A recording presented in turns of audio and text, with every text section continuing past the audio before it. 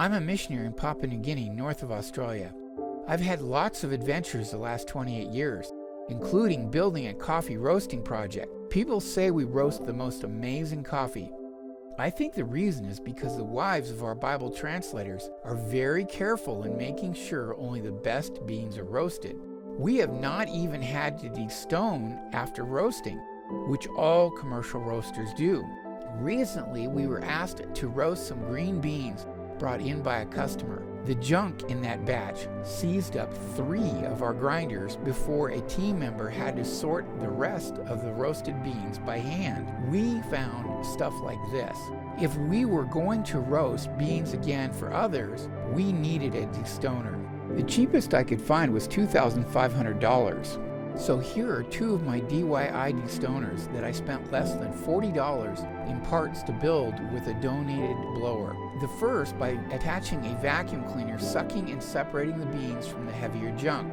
Only the lid was cut to make my unit. A shop vacuum with adjustable suction would work better and eliminate the need for the extra adjustable inlet hole. A larger, softer hose worked better and reduces bean damage. The second destoner attached to a blower uses the fluid bed technique. Blowing air floats and separates the lighter roasted beans from the denser stones and metal pieces. I built this out of plywood offcut pieces and used food-grade butcher block conditioning oil.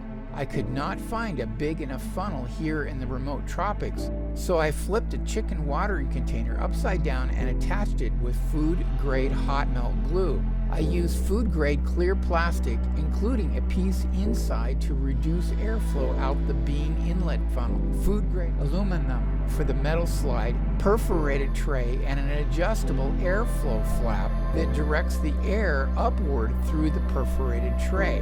The donated blower has a high-tech plywood airflow reduction flap.